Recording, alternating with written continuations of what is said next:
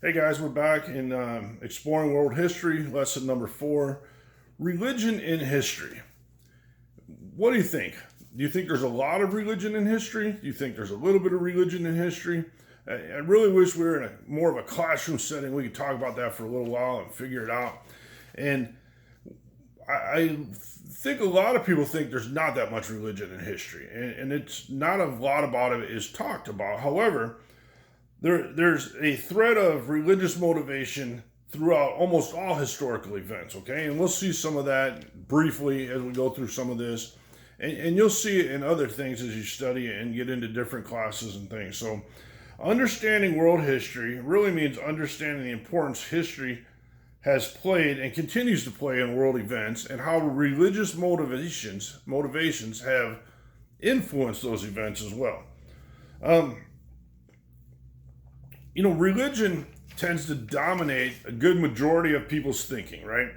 Even if it's not always in the forefront, it's there in the background, right?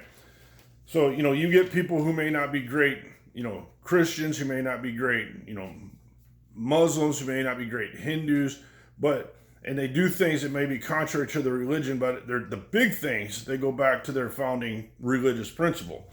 And so religion truly dominates people's thinking.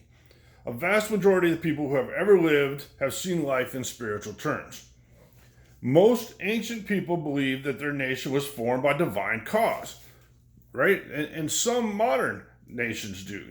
The Egyptians, they're ancient, that we've talked a lot about, believed that it was, founded by the gods. The Israelis, even their ancient, believed they were founded by God, but their modern nation believes that they were founded by God as well. You can go back to some of Americans' founding beliefs of Christianity, right?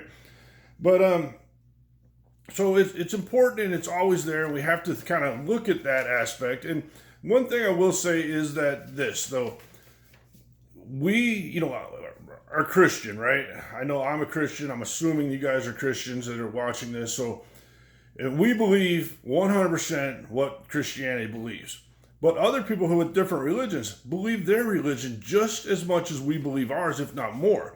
And so that's where these confrontations start to come into, is because they are, we can't convince them they're wrong and they can't convince us we're right. And so we just keep that in mind when you're starting to look at some of these things. Why would somebody think that? Well, because that's what they've been taught and grown up and believed their whole entire lives. So even the government, as they may try to change, they take over a country and try to influence and force their religion on them. Governments cannot eradicate religious beliefs. Lots of different forms of governments have tried this. Communism has tried it. Dictators have tried it to force religions out of countries, and it just doesn't work. Atheism has come in and tried to force things out, and countries say we're just going to be an atheist country, and it doesn't work. So there are religious motivations that occur throughout all of history, and stuff that we'll learn and continue to do in what will eventually be history. But religious motivations are not always bad. There's some good. A lot of hospitals are built for religious purposes. Religious organizations, and not just Christian religious organizations, they distribute food and supplies to the needy and the poor. They promote peace.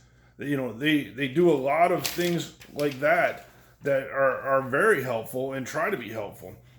But there is also some of those aspects that we talked about that are not so good. Wars and killings.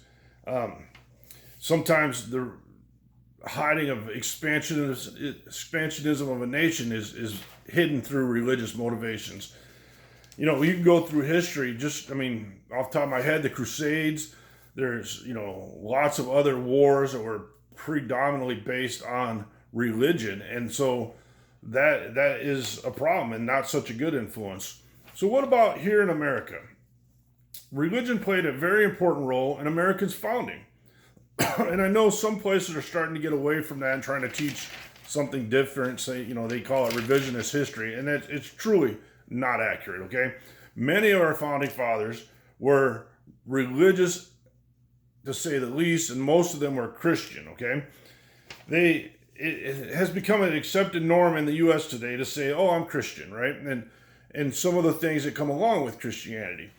Some of the other things that, well, and it's written right into our foundation in our Constitution, right? We have the First Amendment that says no law respecting an establishment of religion. So you can't have, a state-sponsored religion. It also says that it prohibits laws that prohibit the free exercise of religion. So that's an important aspect of it as well. And there's another accepted norm in America that's not so accurate per our founding laws, and that's the separation of church and state. This stems from a letter that was written by Thomas Jefferson to the Danbury Baptist Church in actually 1803, and he talked about there should be a wall of separation between church and state. People have grasped onto this and claimed it as a fact, like a founding fact in America, and try to use that to force Christianity out of, and specifically Christianity, out of schools and government and every step along the way. And it's really not accurate. When I get into probably going on a little tangent here, sorry, but when I get into kind of a constitutional debate with some people about this, one of the things I do is hand them a constitution and say, find it. And I sit and wait. And knowing they're never going to find it because it's not in our Constitution. So just know that, there's some problems with that and it gets pushed a lot, but it's truly not part of our Constitution and things. But so the government can't force that on us. Get back to what we're supposed to be talking about some more here. But there is religion in America. Unfortunately, I think Christianity is starting to fade in America right now, and we'll see how that goes. But there are influences in America with Christianity. There's influences of religion throughout all of the world and in every government.